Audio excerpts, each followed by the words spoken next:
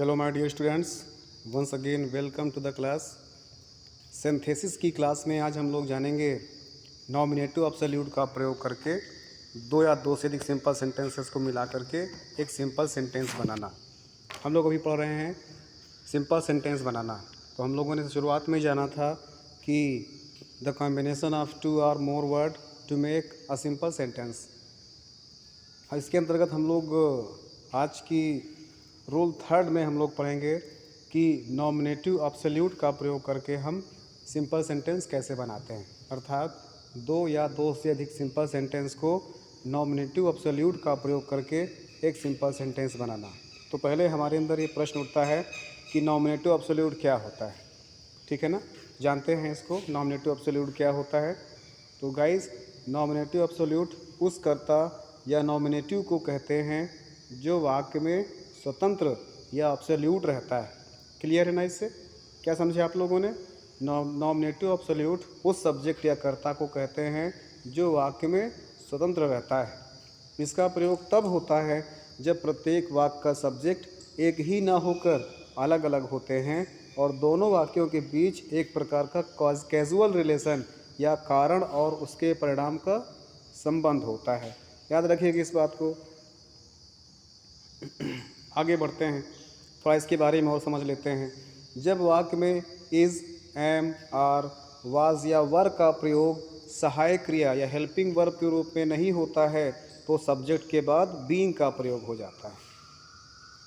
Subject के बाद having का प्रयोग एक्टिव वॉइस में होता है और सब्जेक्ट के बाद हैविंग और बीन का प्रयोग पैसिव वॉइस में होता है। एक बार मैं फिर से रिपीट कर देता हूँ।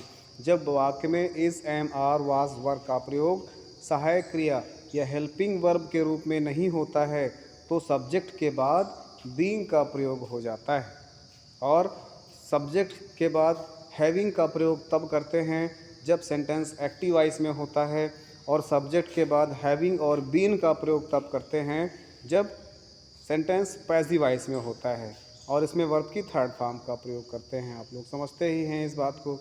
एग्जाम्पल के द्वारा समझते हैं। चलिए,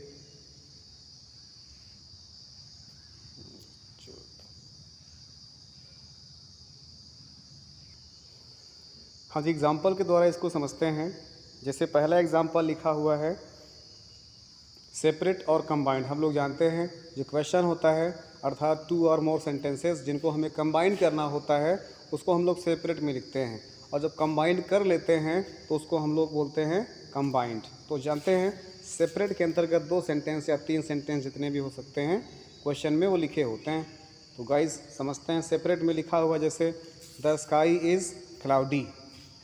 द स्काई इज़ क्लाउडी, आसमान बादल युक्त है।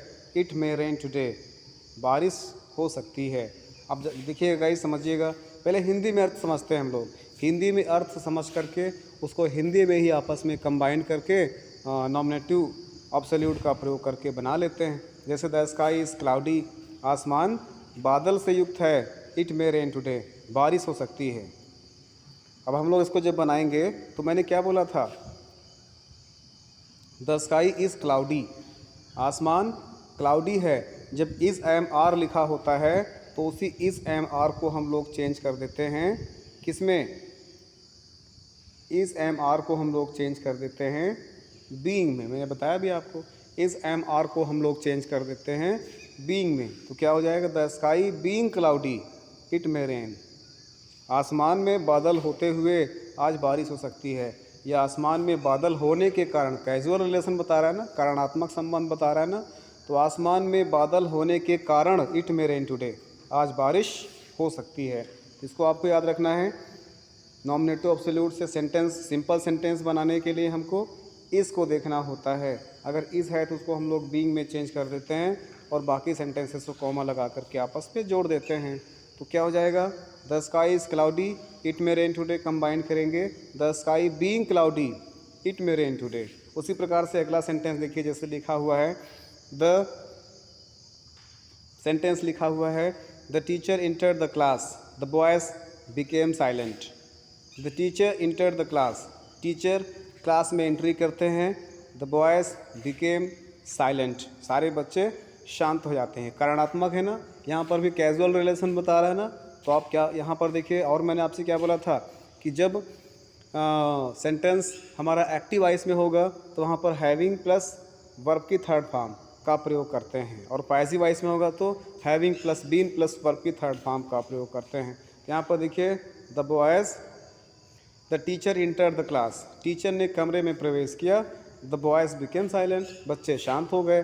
दोनों सेंटेंस एक्टिव वॉइस में लग रहा है ना, वेरी गुड। तो हम लोग क्या करेंगे यहाँ पर, यस द टीचर, यहाँ पर इस इंटर्ड लिखा है ना, तो इसको हमको चेंज कर देना है, जो हमने बताया था अभी आपको, हैविंग प्लस V3 में चेंज कर देना है।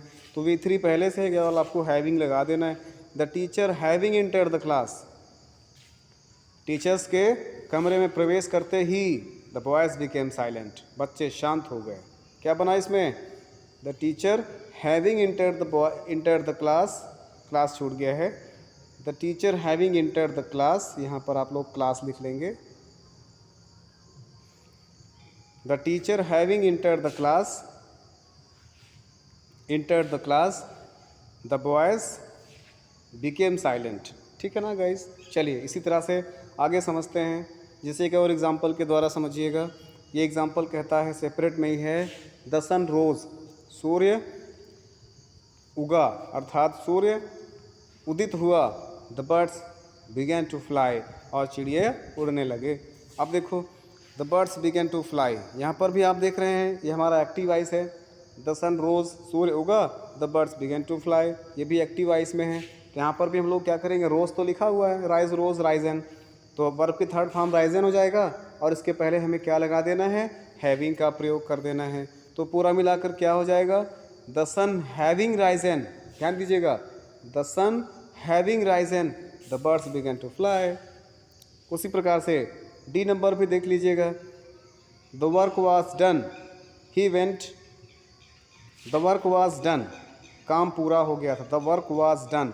अब यहाँ पर देखो गाइस, ध्यान दीजिएगा, द वर्क वाज डन, ये पैसिव वॉइस है, वाज वर और वर्ब की थर्ड फॉर्म, ये हमारा पैसिव वॉइस है। पैसिव वॉइस क्या होता है, जिसमें कर्म प्रधान होता है, ठीक है ना। और एक्टिव वॉइस में क्या होता है, इसमें सब्जेक्ट विशेष होता है। तो द वर्क वाज डन, काम पूरा हो गया था, और वी वेंट बैक होम, हम घर वापस गए। अब देखो, पैसिव वॉइस में मैंने क्या बोला था, पैसिव वॉइस में क्या करना, हैविंग और बीन का प्रयोग करना है, और वर्ब की थर्ड फॉर्म तो है ही है। तो क्या मिला करके हो जाएगा, द वर्क, जहाँ पर वाज डन है वहाँ पर हैविंग बीन डन, तो the work having been done, we went back home. Clear, yes, very good.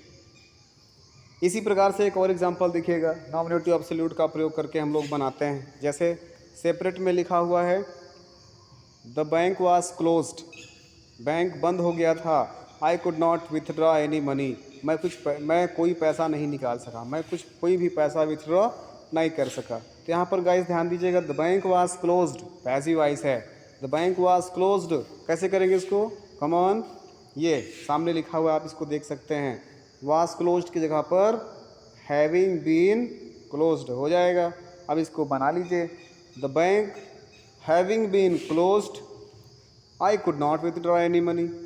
Clear है ना गाइस, समझते रहिएगा। जहाँ पर कहीं पर कोई किसी प्रकार कोई डाउट है तो डाउट को हम क्लियर करने के लिए आप लोग के बीच में आए हैं। आप लोग का सपोर्ट बराबर मिल रहा है, इसके लिए आप लोग को बहुत बहुत सारा थैंक यू। इसी तरह से आप लोग वीडियोस को देखते रहिए, नॉलेज गेन करते रहिए, हमारा सपोर्ट करते रहिए। गाइस, अगली वीडियो हम लोग जानेंगे किस प्रकार से जीरंड या नाउन का प्रयोग करके हम सिंपल सेंटेंसेस, कई सारे सिंपल सेंटेंस को मिला करके एक सिंपल सेंटेंस जानेंगे। तो सिंथेसिस के अंतर्गत हम लोग अगली वीडियो में पढ़ेंगे जीरंड या नाउन से पहले प्रीपोजिशन का प्रयोग करके simple sentence banana. Guys, thanks for watching the video. जय हिंद।